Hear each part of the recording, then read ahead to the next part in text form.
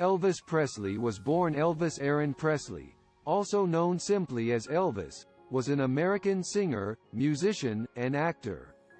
He is regarded as one of the most significant cultural icons of the 20th century and is often referred to as the King of Rock and Roll or simply the King. With his rise from poverty to significant fame, Presley's success seemed to epitomize the American dream. He is the best-selling solo music artist of all time, and was commercially successful in many genres, including pop, country, R&B, adult contemporary, and gospel. Presley, on rhythm acoustic guitar, and accompanied by lead guitarist Scotty Moore and bassist Bill Black, was a pioneer of rockabilly, an up-tempo, backbeat-driven fusion of country music and rhythm and blues.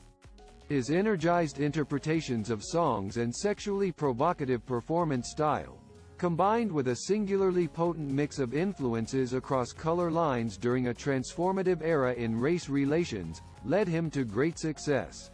Presley was born in Tupelo, Mississippi, and relocated to Memphis, Tennessee, with his family when he was 13 years old.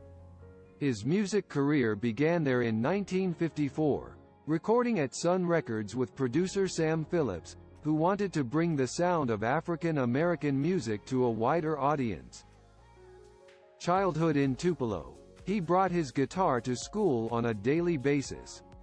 He played and sang during lunchtime, and was often teased as a trashy kid who played hillbilly music. By then, the family was living in a largely black neighborhood.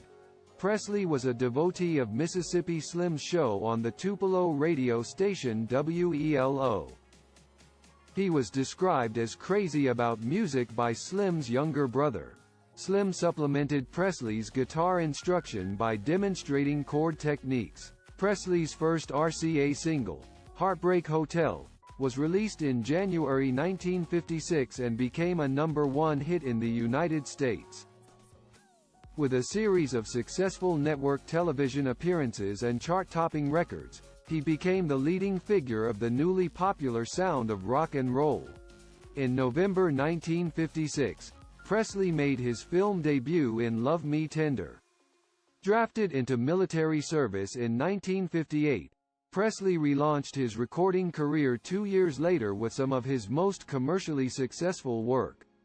He held few concerts, however, and guided by Parker, proceeded to devote much of the 1960s to making Hollywood films and soundtrack albums, most of them critically derided. In 1968, following a 7-year break from live performances, he returned to the stage in the acclaimed television comeback special Elvis. Presley's divorce was finalized on October 9, 1973. By then, his health was in major and serious decline. Twice during the year, he overdosed on barbiturates, spending 3 days in a coma in his hotel suite after the first incident. Towards the end of 1973, he was hospitalized, semi-comatose from the effects of pethidine addiction.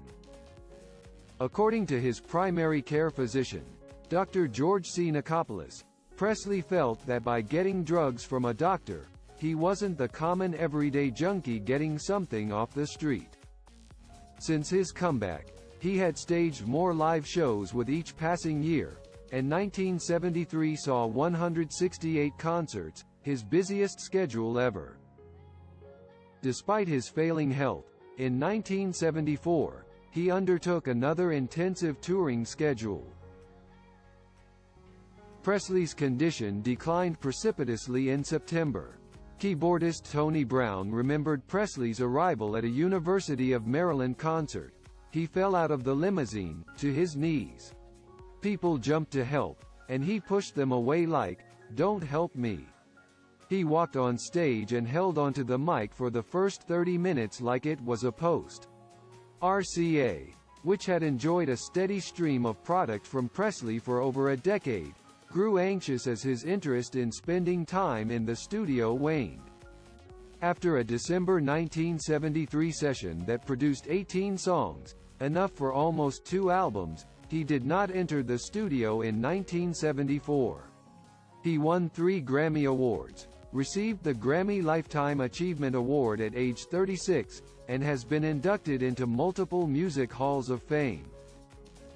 Presley holds several records: the most RIAA certified gold and platinum albums, the most albums charted on the Billboard 200, and the most #1 albums by a solo artist on the UK Albums Chart, and the most #1 singles by any act on the UK Singles Chart. In 2018, Presley was posthumously awarded the Presidential Medal of Freedom. On the evening of Tuesday, August 16, 1977, Presley was scheduled to fly out of Memphis to begin another tour. That afternoon, Ginger Alden discovered him in an unresponsive state on a bathroom floor. Attempts to revive him failed, and his death was officially pronounced the next day at 3:30 p.m.